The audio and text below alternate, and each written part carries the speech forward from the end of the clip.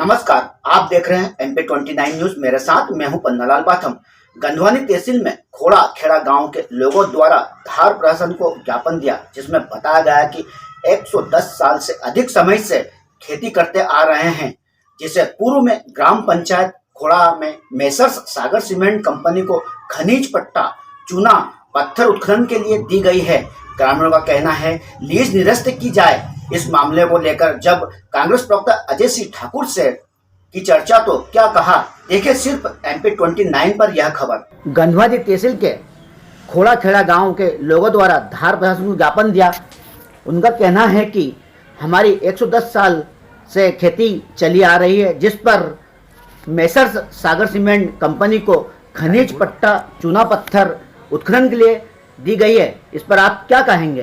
हमारे आदिवासी गांव खोड़ खेड़ा की ज़मीन सरकार ने सागर सीमेंट फैक्ट्री को दी, लीज के लिए दे दी गई, जो कि 110 साल से उनके कब्जे में थी।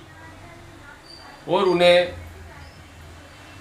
सरकार, जो कि गरीब हितैषी बनती है, आदिवासियों की हितैषी बनती है, उनका हितैषियों को बनने वाली है सरकार, करीब आदिवासियों को नुकसान करते हुए उनकी ज़मीन को सागर सीमेंट फैक्ट्री को दी, चूना खनन करने के लिए, खनिज के लिए। ये गलत है, क्योंकि खोड़ खेड़ा का क्षेत्र अनुसूचित क्षेत्र है, जो 1950 संविधान आदेश 26 में गंधवानी तहसील में दर्ज है।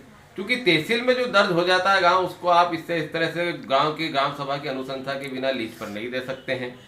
क्योंकि झारखंड हाईकोर्ट का फैसला आंशिक Ahmad versus Union of India के अनुसार आप स्वर्गीय स्वयं राष्ट्रपति महोदय भी इसे खत्म नहीं कर सकते। तो ये क्या राष्ट्रपति से बड़े हो गए? भू राजस्व संहिता की धारा 165(6) के अनुसार अनुसूचित जनजाति की जमीन भी अनुसूचित जनजाति को ही हस्तांतरण होती है।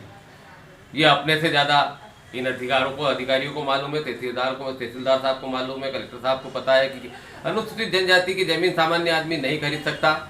ये तो स्पष्ट है। और 338 का में वर्णित जनजाति आयोग से परमिशन इन लोगों ने लिए क्या? इसमें इनको अनुमति की आवश्यकता होती है। फिर भी जिसमें सीधा सुप्रीम कोर्ट के जजमेंट जगपाल सिंह बनाम पंजाब 28 जनवरी 2011 के अनुसार भी गांव के सीमांकन के अंदर भूमि, जल, जंगल, जमीन, नदी, तालाब, गोचर भूमि पर ग्राम सभा का अधिकार होता है। उच्च न्यायालय का भी फैसला इस पर आया है।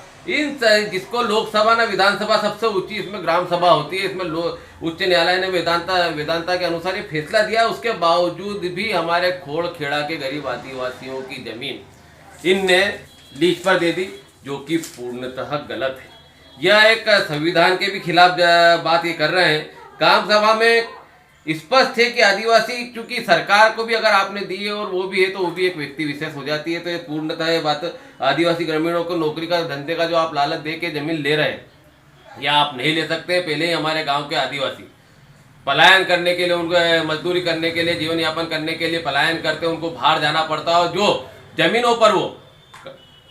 जमीनों पर से खेती करके अपना जीवन यापन कर रहे थे, वो भी एक इंडस्ट्री को आप फायदा पहुंचाने के लिए आपने दे दी गई है। ये पूर्णतः गलत है, इसे बर्दाश्त नहीं किया जाएगा। कांग्रेस इसे किसी भी रूप में बर्दाश्त नहीं करेगी। हमारे क्षेत्रीय विधायक महोदय इसे किसी भी रूप में बर्दाश्त नहीं करेंगे, जिसका स्पष्ट रूप से कलेक्टर साहब ने भी इसमें आपके 1/8/2023 में इंदराज करने के लिए कहा है, जिसका स्पष्ट कलेक्टर साहब का भी आदेश है कि इसे तहसील में इंदराज करना है, जिसे आपके द्वारा 1/8/2023 में किया गया है, जिसे आपने पेंडिंग पटक कर इस कार्य को किया है, जो पूर्णतः गलत है। इसे बर्दाश्त करने योग्य नहीं है। इसे अगर आप आपकी भूल नहीं सुधारेंगे, आप इसे त्रुटि इसे खत्म करते हुए आदिवासियों की जमीनों को नहीं छोड़ेंगे, तो इस विषय को कांग्रेस एक बड़े आंदोलन के रूप में ले जाएगी। हमारे क्षेत्रीय विधायक, नेता प्रतिपक्ष जी हमेशा आदिवासियों के हितों में खड़े, हमेशा संघर्ष करते रहे।